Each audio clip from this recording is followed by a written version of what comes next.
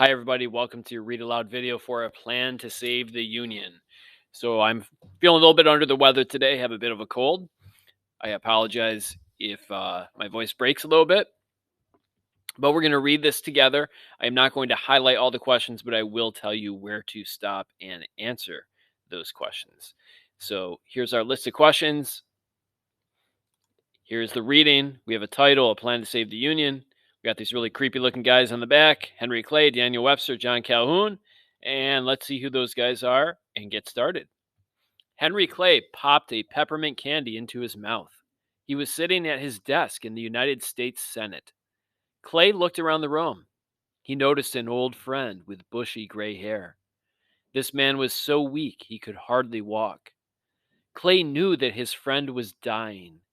Yet the man still had great political power. He was Senator John C. Calhoun from South Carolina. Clay noticed another senator walk into the room. It was his old friend from Massachusetts, Daniel Webster. What a face Webster had! His brows were shaggy and black. His eyes were set deep in their sockets. His balding forehead seemed to be twice the size of a normal person's. Webster was the greatest speechmaker in American history, even greater than Clay himself. Friends of the Massachusetts senator called him the godlike Daniel. All right, let's see if we had any questions that might be answered here. According to the reading, what was Daniel Webster best known for? Yep, I think that you can probably answer question one in this section here. So go ahead, find that answer somewhere in this area here, and please highlight it. Okay, question two. What ambition did Henry Clay have? Meaning, what did he want to do? Clay had known Calhoun and Webster for many years.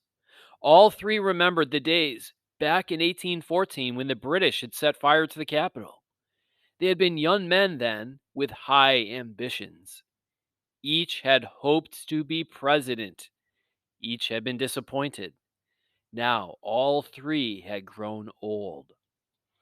Yep, I think you can find question two there. Please highlight question two.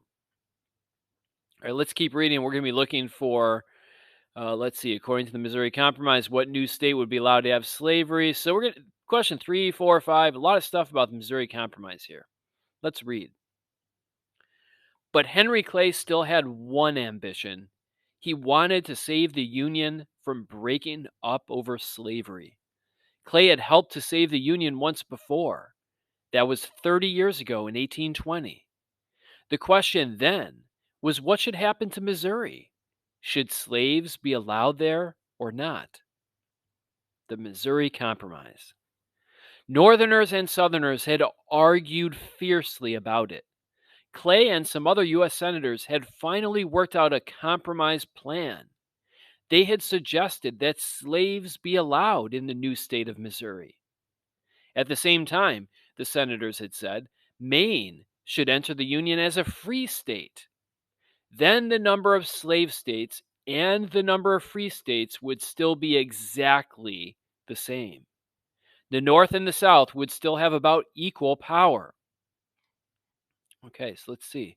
Question 3, according to the Missouri Compromise, what new state would be allowed to have slavery? And question 4, what state would enter the Union as a free state?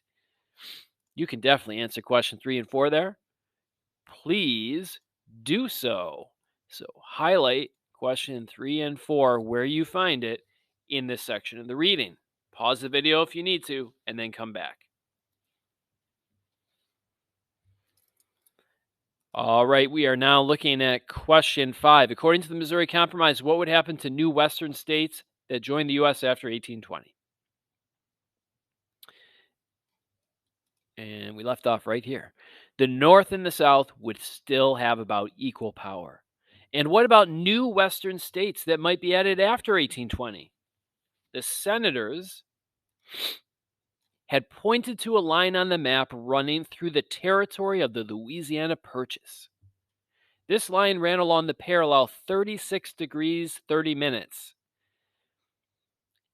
A parallel is an imaginary line, a circle on the world globe which runs in the same direction as the equator. The senators had chosen the 3630 line because it marked the southern border of Missouri. They had proposed that slavery be made illegal north of this line, except in Missouri, where it would be permitted. Their proposal would allow slavery south of this line. The idea passed the House and the Senate. It was known as the Missouri Compromise. For a while, it ended the angry talk about slavery. All right, I'm going to help you out with this one because this one's kind of complicated. They're asking what would happen to Western states, like any new state that joined the Union, and the answer is, well, they're going to use this 3630 line. If you're north of the line, slavery is going to be illegal. If you're south of the line, let's see, their proposal would allow the slavery south of the line. So that's your answer to question, I guess we're on question 5. It's all going to depend on what side of this line you were located in. All right, so now we're going to be looking for question 6. What state asked to enter the Union as a free state in 1850? Question 7. Why were Southern states angered by this? And what did Southern leaders threaten to do if California was allowed to join as a free state? Okay, California's Constitution. But now the year was 1850. California was asking to come into the Union as a free state. Its Constitution outlawed slavery. California would not allow slavery anywhere in its borders, not even south of the 3630 line. This angered white Southerners. They said the North was trying to cheat them. The North was claiming for itself all the lands won in the Mexican War. Didn't Southerners have as much a right to this land as Northerners? The South needed to grow westward, many Southerners believed. Otherwise, it would die. Now, here's the thing. I don't think this reading makes real clear here, guys. Is California, if you look at it on a map, the 3630 line runs right through the middle of it. So the southern part of California was enslaved territory, and the northern part was not. But California didn't want slavery anywhere. At least this is the way Southern leaders talked. They said they would fight for their rights. And what if they lost the fight over California? Then they warned they might secede from or leave the United States. The South might become a separate country. So I think that we've answered question 6, question 7, and question 8. So you're going to want to make sure 6, 7, 8, all in this area here. You find the answer and highlight it. Don't just mark 6, 7, 8 and think you're done. You need to highlight the actual answers to those questions. Actually, I'm sorry. This is where you're looking up here. Let me grab my eraser. Yeah. So 6, 7, and 8. Oh, I'm all over the place here. 6, 7, and 8 are going to be in here. 6, 7, 8. Somewhere in there in order, but you find where they are and highlight them. Next question. What were the 3 parts of Henry Clay's plan? All right, this is going to go on for a while. Henry Clay wanted to prevent this. Part of his plan he hoped would satisfy the North. The other part he hoped would satisfy the South. On February 5th, 1850, the old senator from Kentucky climbed the steps of the Capitol building. He had come to make the most important speech of his life. Clay's compromise plan. Clay spoke for hours about his ideas. First, he said California should be admitted to the Union as a free state. Second, Utah, Nevada, and the other territories obtained in the Mexican cession could be either slave or free.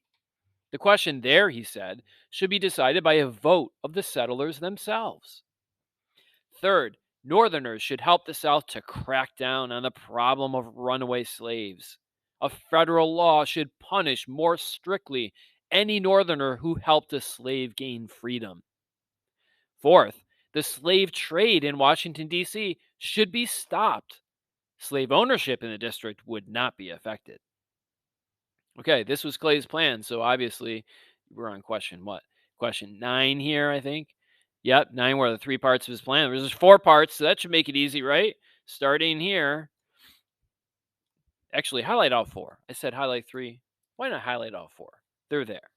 Highlight them. That is this section and this section here. All right. Now we're looking for question 10. What senator attacked this plan? Question 11. Did Daniel Webster support Clay's plan or oppose it? You got to find a statement that helps answer this question. This was Clay's plan. In his speech, he defended the plan with all his strength. Some senators applauded the plan, but the dying Senator John C. Calhoun attacked it. He thought it was unfair to the South. Calhoun was too weak even to read his own speech about Clay's plan. Another Southern senator had to read it for him. It explained why the South could not compromise. It said, "The South asks for justice, simple justice, and less it should not take." The sick man's eyes blazed as his speech ended. A few days later, people again crowded into the Senate balcony. They had come to hear the godlike Daniel. They were thrilled by Webster's booming voice. Like Clay, Webster wanted to save the Union with his speech. He told the audience he wished to speak not as a Northern man, but as an American. For 3 hours, he gave reasons why the Senate should vote for Clay's plan. All right, so that's what? Question 10 and 11 has been answered here. Now you make sure that you number them and you highlight them, most importantly. While Webster spoke, a feeble old man came into the room and slumped into an armchair. Webster did not notice him. Twice the speaker mentioned Calhoun. He wished, he said, that the great Southern senator were well enough to be present. Slowly, painfully, the old man rose from his chair.